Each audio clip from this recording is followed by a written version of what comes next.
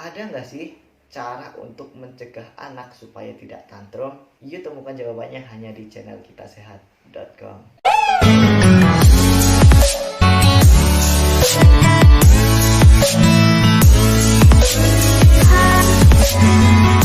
Seperti yang sudah saya jelaskan pada video sebelumnya mengenai tantrum dan cara mengatasinya gitu. Nah, di video kali ini saya lebih menerangkan mengenai bagaimana sih cara untuk mencegah tantrum pada anak, terus apa yang harus Anda lakukan gitu setelah anak selesai tantrum, dan mungkin di sini juga saya akan menjelaskan atau mengulas sedikit kembali mengenai ciri-ciri tantrum itu sendiri. Ya, tantrum itu biasanya terjadi pada anak usia 18 bulan hingga 5 tahun atau bahkan mulai usia 12 bulan gitu. Nah, anak tantrum itu ciri-cirinya adalah biasanya merengek, menangis, menjerit, berteriak, menendang atau memukul, menahan napas, mencubit, menggigit, menegangkan tubuh, dan juga meronta-ronta. Nah, ketika anak mengamuk, orang tua mungkin berpikir itu kesalahannya. Namun, tantrum ini adalah bagian dari perkembangan anak, sehingga ini bukan berarti kesalahan dari Anda, tetapi Anda harus mengintrospeksi diri Anda dan juga memberikan perhatian kepada anak Anda. Nah, dalam sebagian besar kasus, tantrum ini mulai berkurang seiring bertambahnya usia anak. Biasanya akan hilang pada usia 4 hingga 5 tahun. Bagaimana sih cara mencegah tantrum pada anak gitu? Sebelum anak tantrum, orang tua seharusnya memberikan antisipasi gitu agar anak tersebut tidak sampai dalam keadaan tantrum ataupun emosi yang dalam keadaan semeledak-ledaknya gitu.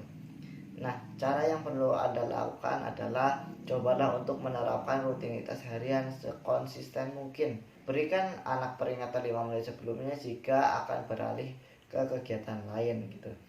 Yang selanjutnya itu adalah berkomunikasi dengan si kecil gitu. Katakan tentang rencana pada hari itu dan juga ikuti rutinitas agar anak itu tidak kaget dengan perubahan yang ada gitu. Jadi pola-pola terstruktur itu perlu diterapkan gitu kepada anak, dan juga komunikasi yang baik juga perlu diterapkan. Kemudian berikanlah anak mainan atau barang yang bisa membuatnya tetap sibuk dan terhibur pada saat Anda melakukan tugas-tugas rumah tangga. Karena bisa jadi Anda terlalu sibuk melakukan tugas rumah tangga, anak itu merasa perhatian kepadanya kurang, anak itu merasa kasih sayang kepadanya itu kurang gitu. Nah, yang selanjutnya itu sebelum jalan-jalan ataupun keluar rumah, pastikan anak Anda itu sudah kenyang dan istirahat cukup agar nanti tidak mudah rewel. Kemudian alihkan perhatian anak dari perilaku yang tidak baik. Misalnya dengan Anda melakukan atau mengajak mereka ke taman atau ceritakan lelucon dan humor untuk meningkatkan mood yang baik pada anak. Berikan anak pujian atau apresiasi ketika melakukan sesuatu dengan benar. Saat anak akan marah ataupun tantrum, katakan padanya bahwa kemarin dia bisa menjadi anak yang baik saat mengendalikan emosinya. Nah, jika anak Anda sering tantrum atau marah, Anda tidak perlu khawatir karena perilaku ini akan berhenti pada usia 4-5 tahun. Tetapi jika anak Anda sering menyakiti dirinya sendiri ataupun orang lain, Anda bisa berkonsultasi dengan dokter anak untuk mendapatkan penanganan yang tepat. Nah, selanjutnya yaitu apabila tindakan preventif atau pencegahan Anda tidak berhasil, itu untuk mencegah anak itu supaya tidak tantrum, kemudian anak itu sudah terlanjur tantrum gitu. Tindakan apa sih yang harus dilakukan setelah anak ini selesai tantrum gitu? Ketika anak selesai tantrum, sebaiknya Anda memuji anak untuk mendapatkan kendali atas situasi tersebut. Anak-anak akan berada pada titik rentan setelah mengalami tantrum karena mereka menyadari hal tersebut itu tidak baik. Jadi ketika anak Anda itu sudah tenang, cobalah untuk memeluknya dan mengatakan bahwa Anda menyayanginya apapun yang terjadi. Setelah itu pastikan anak Anda cukup tidur. Sebab jika kurang tidur, anak Anda itu akan berperilaku ekstrim, tidak menyenangkan, dan menjadi hiperaktif. Tidur yang cukup pada anak diketahui dapat mengurangi tantrum.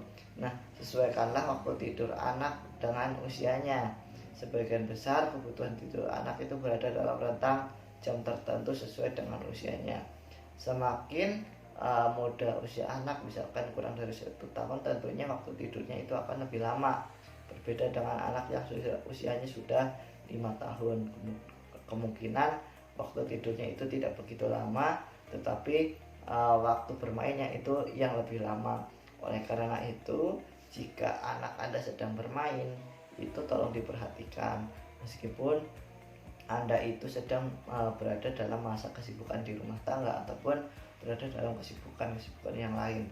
Jika Anda tidak bisa memperhatikannya secara langsung, berikanlah sesuatu yang memang bisa membuat dia tenang. Tetapi memberikan sesuatu itu tidak perlu yang berlebihan. Mungkin sampai sini dulu pembahasannya, cukup sekian dan terima kasih.